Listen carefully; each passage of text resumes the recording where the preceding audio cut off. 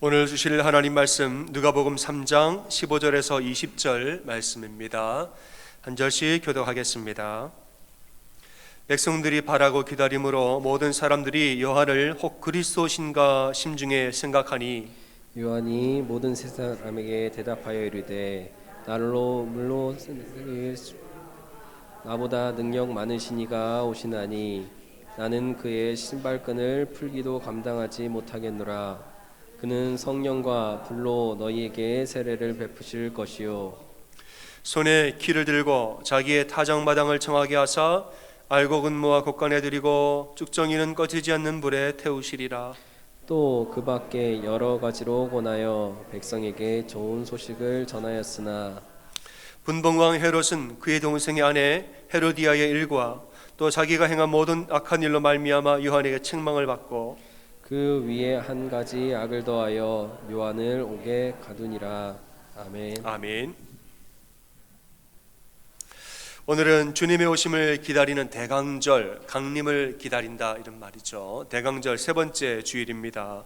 우리가 지난 2주 동안에 주님이 오시는데 어떻게 주의 오실 길을 예비하는가, 어떻게 주님이 오실 길을 우리가 준비할 것인가에 대한 말씀을 나눴습니다. 특별히 세례 요한 말씀을 통해서 나눴죠. 세례 요한은 주님의 오실 길을 준비한 사람인데 뭐라고 하라, 어떻게 준비하라 했을까요? 먼저는 그의 오실 길을 평탄케 하라 이랬습니다. 주님이 걸어오시는 그 길을 평탄하게 만들어 놓으라. 울퉁불퉁한 거 이런 거 다 다져서 평탄한 대로로 걸어오시도록 해라 이렇게 말했습니다. 그러니까 내 마음의 모난 부분들, 우리 마음에 뾰족하게 튀어나온 부분들, 이런 거다 뾰족한 것들을 동글동글하게 다 갈아 놓으라는 거예요. 나를 높이 솟은 이 교만한 마음들, 그건 겸손을 낮추고 움푹움푹 파여있는 골짜기처럼 파여있는 이런 그런 덩어리들은 주의 은혜로 메워두고, 높은 것은 깎고 파여진 것은 메우고 울퉁불퉁한 마음은 다 동글동글하게 닦아놓고 내가 주님이 오시는 대로가 되어야 됩니다. 여러분, 울퉁불퉁한 길로는 차가 안 다닙니다. 그럼 차가 망가져요. 우리가 탄탄한 대로가 되어야, 내 마음이 평탄한 대로가 되어야 주님의 은혜가 나를 통하여서 우리 가정으로 흘러가는 줄을 여러분 믿으시죠? 나를 통하여 주님의 은혜가 흘러가도록 우리가 대로로 자신을 준비해야 된다. 두 번째는 뭐냐, 회개하라 이랬습니다. 지난주 말씀이죠. 회개하라. 그에 합당한 열매를 맺으라 이랬습니다. 예수 그리스도의 보혈로 우리 모든 죄를 다 씻어서, 이 죄가 있으면 안 돼요. 죄를 매일매일 씻어서 우리 안에 거룩함을 회복하라 이랬습니다. 왜냐, 거룩에는 힘이 있기 때문에 그래요. 죄는 사람을 약하게 만듭니다. 거룩은 사람을 강하게 만들어요. 이것도 여러분 믿으시죠? 사람 죄가 많으면 약해가지고 주눅이 들어서 못 살아요. 뭘 못합니다. 그러나 내가 거룩하면, 내가 거룩하고 주님 앞에 경건하면 이 사람 힘이 있어요. 거기서 나는 능력이 있다는 말이죠. 그래서 매일매일 우리 죄를 회개함으로, 주님 앞에 거룩함을 회복함으로 주님이 나를 통하여서 강하게 역사하시도록 나를 준비하라 이 말입니다. 오늘 세 번째 말씀 나누겠습니다. 어떻게 주의 오시기를 준비하는가? 저를 따라 하세요. 나는 죽고, 시작. 나는 죽고 예수님이 살아야 합니다. 예수님이 살아야 합니다. 아멘. 어떻게 주의 오실 길을 예비하는가? 나는 죽고 예수님이 사셔야 예수님 오시는 거예요. 주님 나라가 임하려면 내 나라는 끝나야 됩니다. 주님이 오시려면 나를 비워야죠. 내가 펄펄하게 살아있고 나는 절대로 못 물러나겠습니다. 주님 못 오세요. 내가 자리를 비워놔야 주님이 오시는 거예요. 오늘 본문에서 사람들이 세례 요한을 이끌어서 그가 혹 그리스도는 아니냐 이렇게 물어봤습니다. 이 세례 요한 사역하는 것을 보니까 비범하거든요. 그러니까 혹 우리가 기다리던 그 메시아가 아닌가 했더니 요한이 하는 말이 절대로 나는 그렇지 않다라고 말하고 있죠. 이렇게 말해요. 요한이 모든 사람에게 대답하여 이르되 나는 물론 너희에게 세례를 베풀거니와 나보다 능력이 많은 이가 오시나니 나는 그의 신발끈을 풀기도 감당하지 못하겠노라 이랬어요. 신발끈을 풀기도 나는 감당치 못한다. 당시에는 신발이 오늘처럼 이렇게 요즘처럼 좋지 않아요. 샌들입니다. 샌들. 그 당시에는 샌들을 신고 다녔어요. 그러니까 집에 오면은 샌들 끈을 풀어야 됩니다. 또 어디 아침에 나갈 때는 끈을 또 묶어야 돼요. 종이 있는 집은 종이 이걸 해주는 겁니다. 주인님의 신발끈을 종이 풀어주고 묶어주고 하는 거예요. 근데 세례 요한은 주님은 주인이시오. 나는 그분의 신발끈 매는 종도 안 된다는 거예요.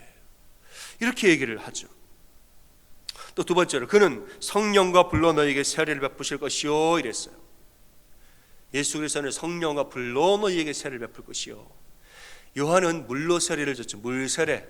예수님 오시면은 불과 성령의 세례.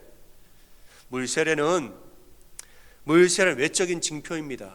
이 사람이 하나님 자녀가 됐습니다. 외적인 증표. 예수님이신 성령과 불 세례는 뭐냐? 내면의 변화예요. 부부관계로 따지자면 물 세례는 결혼 예식입니다. 결혼 예식. 예수님의 성령과 불 세례는 뭐냐? 사랑 그 자체예요. 부부가 사랑하는 그 내면의 변화, 사랑 그 자체라는 거죠. 세례 요한과 예수님의 세례는 비교할 수가 없는 거죠. 세 번째, 손에 키를 들고 자기의 타작마당을 정하게 하사 알곡은 모아 곡간에 들이고 죽정이는 꺼지지 않는 불에 던지시리라 이랬어요. 그러니까 예수님은 심판자라는 것이죠. 예수님은 심판자. 세례 요한은 심판의 날을 선언하는 자요. 도끼가 이미 나무 뿌리에 찍혔으니 회개하라 회개하라. 심판이 곧 오니까 여러분 빨리 회개하십시오. 알려주는 사람. 예수님은 심판의 그날의 주권자입니다. 심판의 고난을 가지신 바로 그 심판자가 예수 그리스도라는 말이죠. 그러니까 세례 요한은 이렇게 주님과 나는 비교조차 할 수 없는 존재이기 때문에 나는 그리스도도 아니요 그분의 오실 길을 준비하는 자입니다. 그렇게만 얘기하고 본인의 사역을 그렇게만 마쳤다는 것입니다.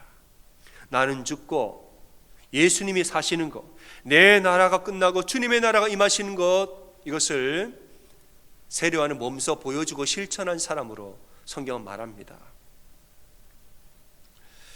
예수님이 이제 사역을 시작할 때 세례 요한은 먼저 예수님 앞서 와서 길을 다 닦아놓은 사람이에요. 뜻 있는 제자들을 모아놓고 사람들에게 회개하라 선포하고 이 울퉁불퉁한 길을 막 닦아놓고 내 몸을 불사르면서 나 자신이 불도저가 돼서 그 거친 바닥을 그냥 다 평탄하게 만들어 놓은 사람이 세례 요한이고, 이제 예수님이 사역을 시작하니까 세례 요한은 감옥에 들어가서 순교합니다. 그 길을 준비만 하다가 자기 인생을 마친 사람입니다. 요한은 나는 죽고 예수님 사는 거, 내 나라 끝나고 주님 나라 시작되는 이것을 몸소 실천한 사람의 이 말입니다. 언젠가 사람들이 요한에게 당신은 누구십니까? 하고 물은 적이 있습니다. 당신 도대체 선지자요? 이사야요? 당신 도대체 누구요? 물었더니 요한이 하는 말이 나는 주의 길을 곧게 하라고 광야에서 외치는 자의 소리요 이랬습니다. 주의 길을 곧게 하라고 광야에서 외치는 자의 뭐요? 소리요 이랬어요. 소리요. 아니 광야에서 외치는 사람도 아니고 외치는 사람의 소리라고 말한 거예요. 소리는 인격체가 아닙니다. 그건 그냥 공기의 파동이에요. 어떤 사람이 소리를 아 하고 내면 공기의 파동으로 다른 사람의 귀에 들어갔다 그냥 흩어져 없어져 버리는 것이 소리입니다. 세례 요한은 왜 본인을 소리라고 그랬을까요? 예수님이 말씀이고 본인은 말씀을 전달하는 소리라는 뜻입니다. 메시지, 말씀은 예수님 자체예요. 예수님이 말씀 그 자체이고 나는 메시지를 전달하는 자, 전달한 뒤에 난 사라지는 존재라 이 말이에요.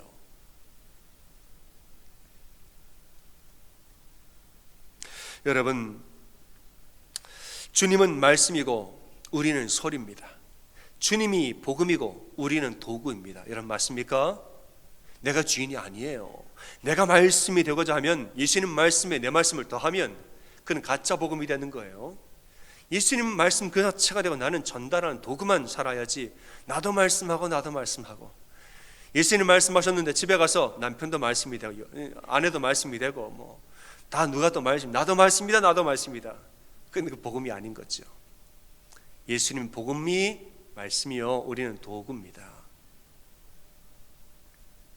주의 오실 길을 준비한다라는 것은 나는 도구요, 주님이 주인이십니다.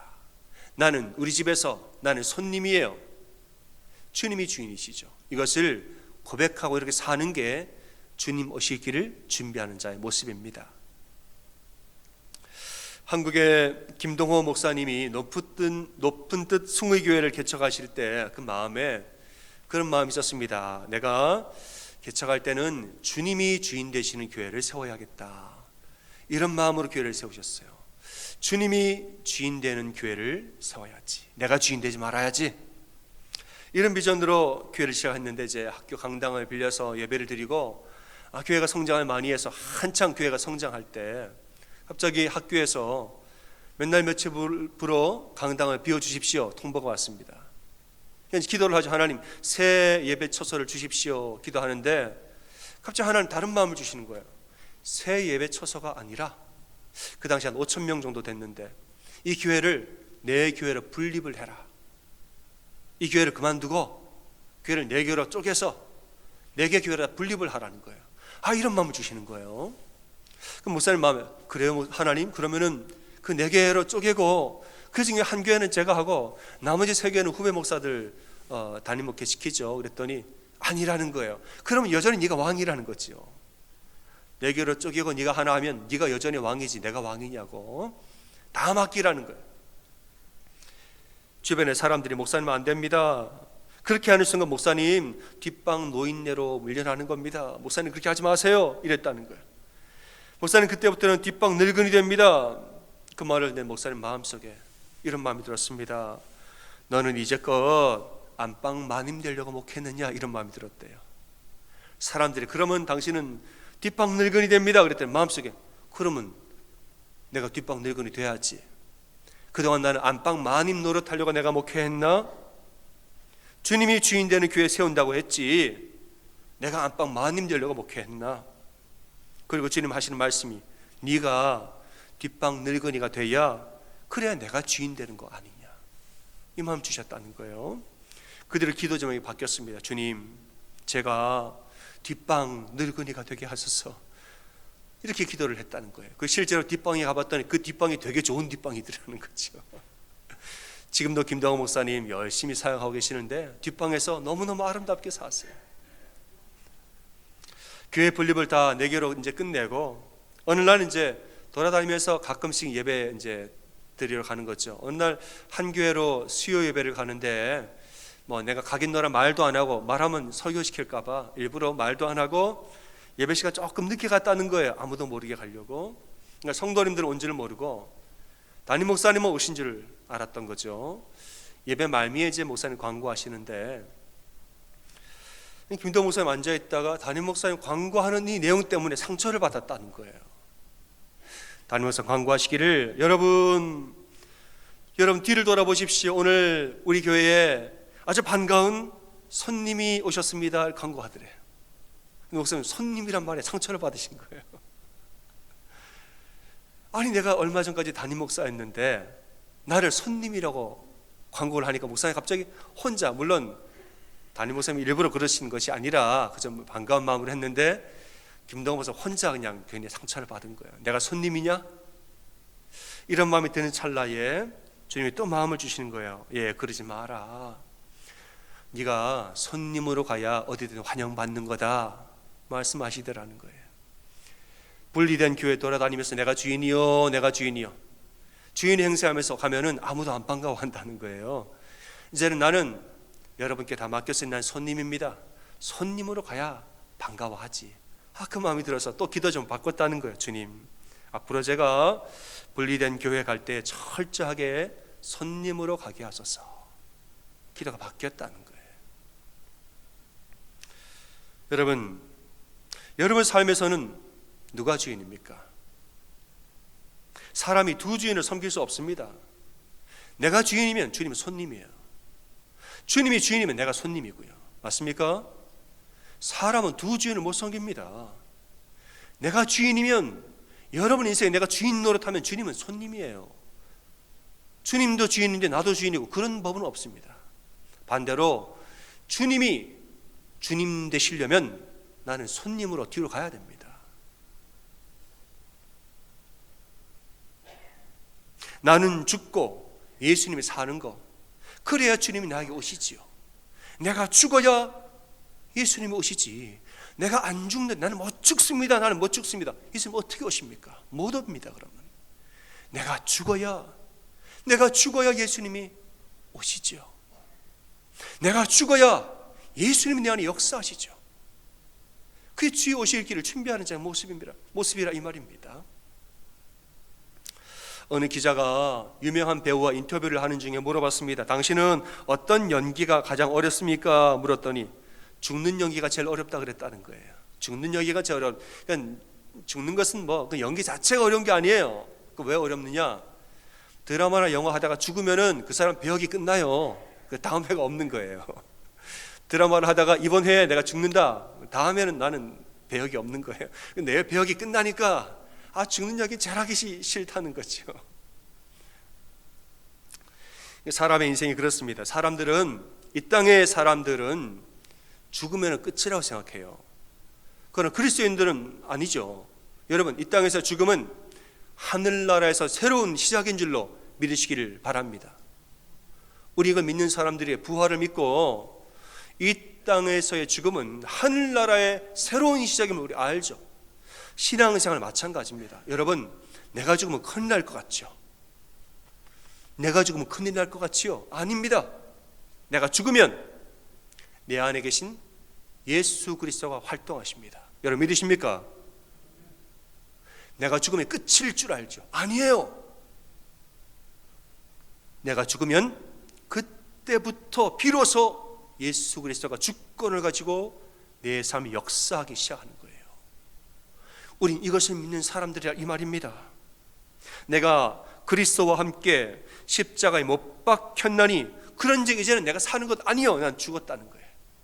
나는 십자가에 못을 박았기 때문에 난 죽었습니다. 그럼 끝입니까? 아니에요. 그 뒤에 뭐라고 그러죠? 그런즉 이제는 내가 사는 것 아니요, 뭐라고 그래요? 오직 내 안에 누가 살아요? 그리스도께서 사시는 것이라. 아니, 나를 십자가에 못 박고 죽으면 끝인 줄 알았는데 아니래요. 내 안에 그리스도께서 그때부터는 사시기 시작한다는 거예요. 그리스도의 역사가 나를 통해 일하기 시작한다는 거예요. 이제 내가 육체 가운데 사는 것은 나를 사랑하사 나를 위하여 자기 자신을 버리신 하나님의 아들을 믿는 믿음 안에서 사는 것이라. 예전에 내가 육체로 살았다면, 내가 죽으면 그때부터는 믿음으로 사는 것이에요. 내가 죽기 전, 내가 펄펄 살아있을 때는 육체로 삽니다. 내가 난데 내가 안 죽으면 육체로 사는 거예요. 그러나 내가 죽어지면, 내가 십자가에 못 박아지고 내가 죽어지면 그때부터는 믿음으로 사는 것이에요. 믿음으로. 육체보다 믿음이 몇 배나 더 강한 줄로 믿으시기 바랍니다. 믿음으로 사는 게 더 강한 거예요. 육체로 살면 약해요, 우리가. 왜냐하면 모든 사람 죄인이기 때문에. 그러나 믿음으로 사는 자는 강해지는 것입니다.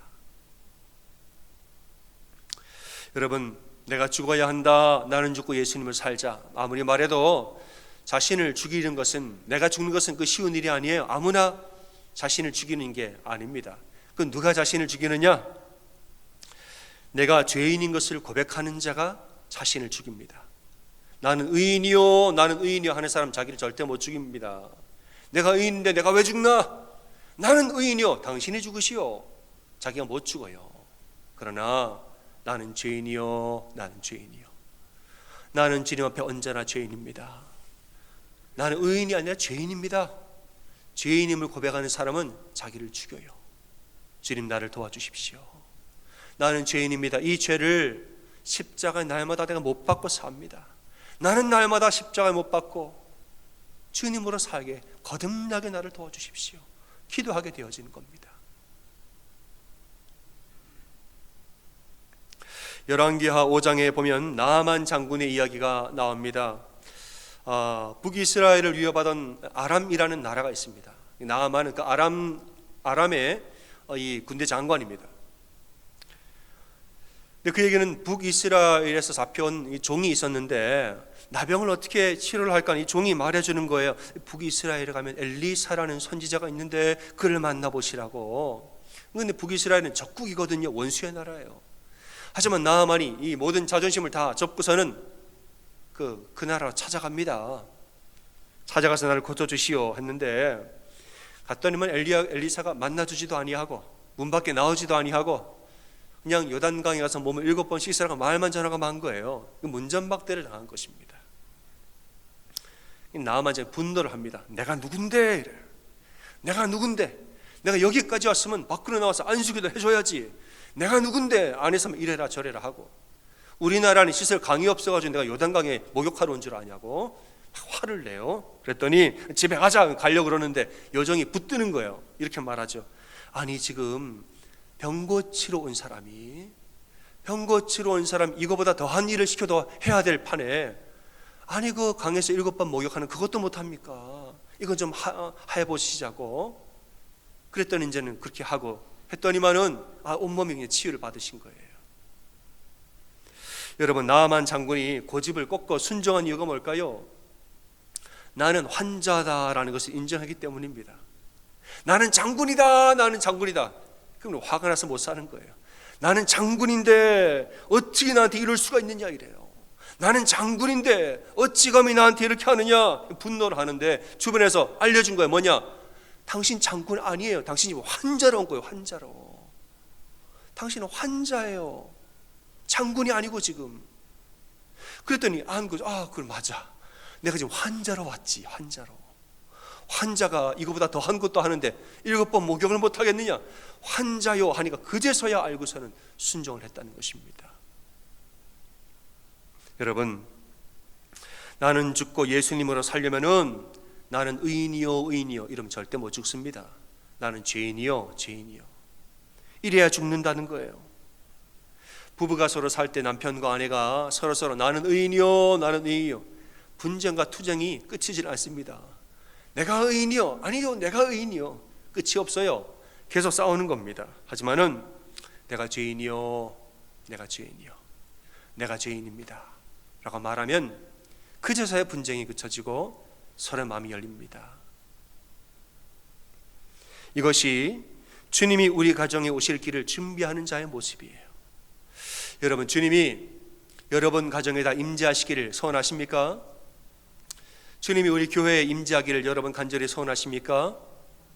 나는 의인이요 그 마음으로 절대로 주님 오시질 못해요. 나는 죄인이요 이 고백을 통하여서 주님은 여러분의 가정에, 여러분의 마음에, 우리 교회에 오시는 겁니다. 의인은 없나니 하나도 없느니라. 누구든지 나는 의인이요 말하는 사람은 거짓말하는 거예요. 혹은 착각하고 있는 것입니다. 여러분, 우리는 전부 다 죄인입니다. 십자가 앞에 나가면 다 우리는 죄인입니다. 그러니까 여러분, 자꾸 내가 주인 노릇하려고 하지 마시길 바라요. 우리 주인이 아닙니다. 나는 죄인이요, 나는 도구요, 나는 주님의 종이요, 주님 말씀에 순종하는 자요. 다시는 날마다 십자가에 못 박으면서 내가 죽어야 내 안에 예수님이 사시는 거예요. 내 육체가 죽고 내 혈기가 죽어야 내 안에 믿음이 사는 겁니다.